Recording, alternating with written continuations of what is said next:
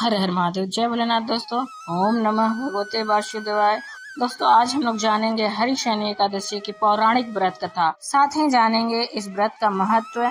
ऐसी मान्यता है कि कथा के सुनने मात्र से भी आपको पुण्य की प्राप्ति होती है। दोस्तों, इसलिए आपसे अनुरोध है कि अंत तक कथा अवश्य ही सुने और इसका पुण्य के भागीदार बने। दोस्तों, कोई भी बात इस वीडियो की अच्छी और उपयोगी लगे तो एक छोटा सा लाइक अवश्य करें। आप पहली बार मेरे चैनल पर आए हैं तो मेरे चैनल को सब्सक्राइब करिए, बेल नोटिफिकेशन अवश्य दबाइए, जिससे कि आने वाले वीडियो आपको समय से प्राप्त हो सके। कोई भी प्रश्न या सुझाव कमेंट बॉक्स में लिख सकते। दोस्तों, हम लोग जानते हैं हरिशनि एकादशी की कथा और महत्व और व्रत के लाभ और नियम। आषाढ़ मास की शुक्ल पक्ष की एकादशी को देवशयनी एकादशी के नाम से या हरिशनि एकादशी के नाम से जाना जाता है।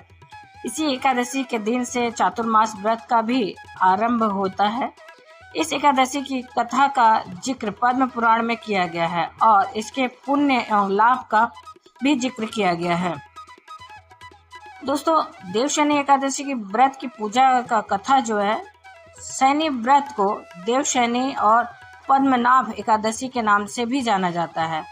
पद्म पुराण में बताया गया है कि जब युधिष्ठिर ने भगवान कृष्ण से पूछा कि आषाढ़ मास की शुक्ल पक्ष की एकादशी का क्या नाम है और महत्व क्या है, तो भगवान श्री कृष्ण ने युधिष्ठिर को बताया कि आषाढ़ महीने में शुक्ल पक्ष की जो एकादशी होती है, उस दिन से 4 महीने तक भगवान विष्णु अपने एक रूप में पाताल लोक में राजा बलि को दिए वचन के अनुसार निवास करते हैं, उनके आवास पर, उनके घर पर, और अपने चतुर्भुज रूप में बैकुंठ में शेषनाग की शैया पर शयन करते हैं।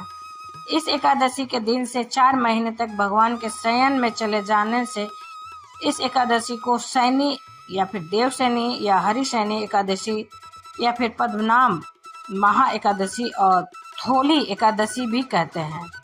देवशयनी एकादशी के विषय में पद्म पुराण में बताया गया है कि आषाढ़ शुक्ल एकादशी के दिन भगवान विष्णु राजा बलि को दिए वचन को निभाने के लिए हर साल पाताल लोक में वामन रूप में पहुंचते हैं और इसी रूप में पाताल में 4 महीने रहते हैं। दरअसल वामन अवतार के समय जब वामन बने भगवान विष्णु ने राजा बलि से 4 पग में सब कुछ ले लिया, तब राजा बलि ने भगवान से कहा कि प्रभु, सब कुछ मैंने आपको सौंप दिया है, आप मुझ पर कृपा कीजिए। भगवान ने राजा बलि की दानशीलता और भक्ति को देखते हुए वरदान मांगने के लिए कहा।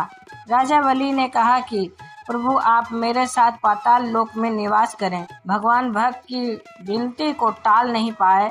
ऐसे में देवी लक्ष्मी परेशान हो गईं और राखी के बंधन में राजा बलि को बांधकर उन्होंने भगवान विष्णु को पाताल लोक से मुक्त करवाया। इसी समय भगवान ने राजा बलि को वरदान दिया था कि वह हर साल आषाढ़ शुक्ल एकादशी से कार्तिक शुक्ल देव प्रबोधनी या फिर देव उठनी एकादशी तक पाताल में रहेंगे। इस समय को चतुर्मास कहते हैं। दोस्तों, ये तो रही एक कथा।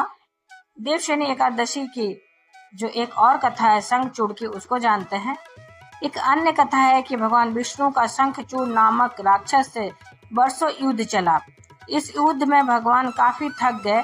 तब देवताओं ने आषाढ़ शुक्ल एकादशी के दिन भगवान विष्णु की पूजा की और उनसे निवेदन किया कि आप काफी थक गए हैं, अतः आप शयन करें और जब तक आप शयन करें सृष्टि का काम रूप को सौंप दें। देवताओं की विनती पर भगवान देवलोक के 4 प्रहर, जो पृथ्वी के 4 महीने के बराबर होता है, शयन करने चले गए।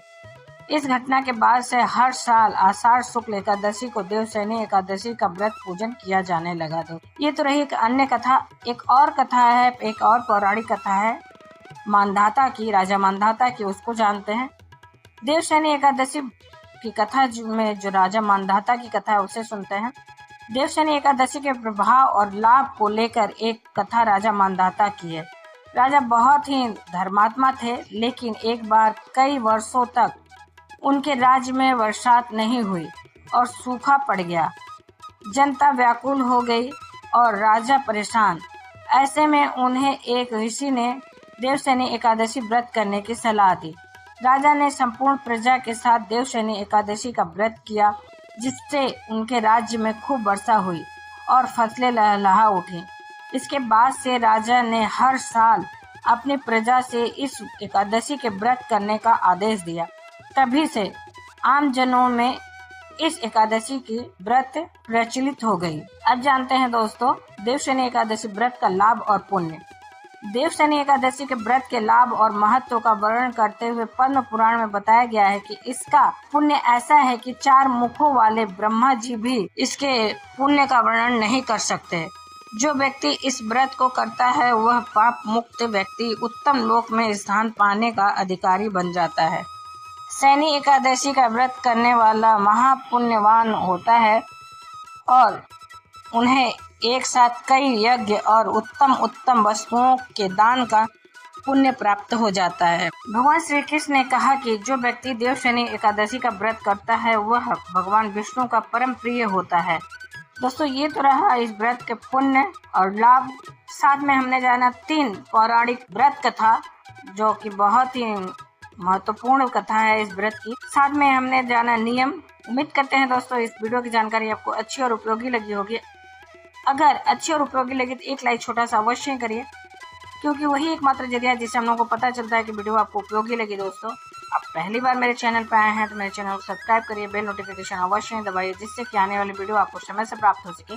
कोई भी प्रश्न या सुझाव हो तो कमेंट बॉक्स में लिख सकते हैं। तो दोस्तों फिर मिलते हैं एक नई जानकारी के साथ नए वीडियो में। तब तक के लिए हर हर महादेव, जय भोलेनाथ, ओम नमः भगवते वासुदेवाय। धन्यवाद दोस्तों।